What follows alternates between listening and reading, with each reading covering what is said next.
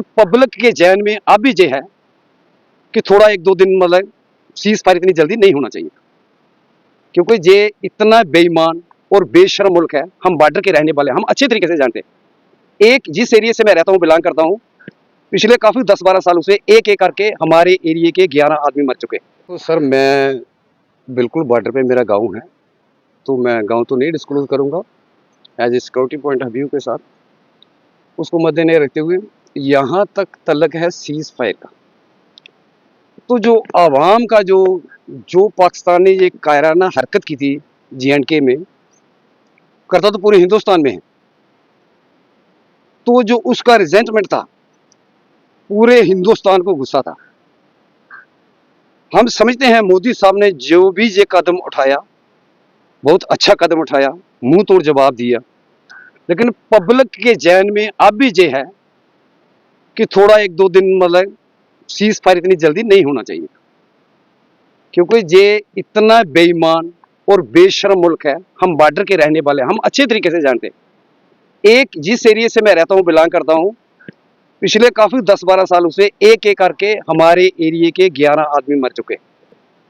हम खेत में जाते थे, गोली चलती थी, एक एक करके 11 आदमी हमारे मरे हुए।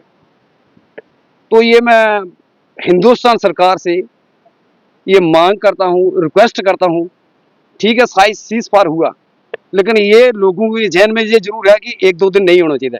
एक पाकिस्तान को ये इसका जो मजा जो चखाना चाहिए था कि दोबारा ये ऐसी कायराना हरकत ना करे। बाकी रहेगी बॉर्डर की बात, तो यहाँ पर हमारे बंकर कुछ बने हुए, तो मैं सेंट्रल गवर्नमेंट से यही निवेदन करूंगा, बंकर जरूर हैं, इसको हम ये डिनाई नहीं कर सकते, नहीं है, लेकिन so far as the population is concern, population बहुत ज्यादा है। जहां बंकर जो एक गांव में एक या दो हैं, गांव में सर कम से कम 1800, 500, 600 आदमी से कम नहीं होता। आप ही बताएं कि 2 बंकर वो क्या सफिशिएंट है? ऐसा कुछ हो सकता है? तो हम चाहते हैं कि बंकर को जो है ये ज्यादा होने चाहिए, लोग यहाँ पे छुप सकें, रह सकें।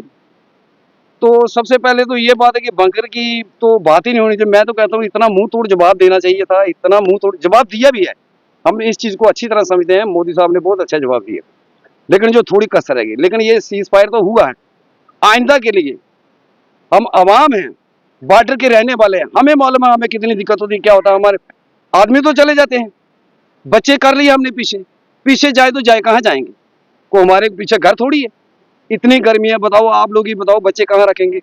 पखे की फैसिलिटी नहीं, कहीं भाग कर जाएंगे तो वहाँ पक्का थोड़ी हमें मिलेगा, हमें कूलर थोड़ी मिलेगा, हमें AC थोड़ी मिलेगा, वो थोड़ी मिलेगा। बहुत परेशानी, बहुत सारे लोग हैं। गवर्नमेंट ने ऑर्डर दिया था, यहाँ से इन्फॉर्मेशन दी थी, एडवाइजरी जारी की थी, पीछे चले जा लोग। फिर भी सर मैं माई सेल्फ सूरम सिंह, मैं यहाँ का रहने वाला हूँ, हम लोग यहाँ रहते, हम नहीं गए थे। अब मवेशी है, कहाँ लेके जाए? तो सर क्या लगता है आप? देखो ये जो पाकिस्तान है ना, ये एक टेररिस्ट मुल्क है। हजार बार लाखों बार इसको समझाने से, रोकने से, टोकने से ये बाज नहीं आता। ये मैं नहीं कह रहा हूँ, ये पूरा विश्व कहता है, ये पूरा विश्व कहता है ये पाकिस्तान वैसा मुल्क है।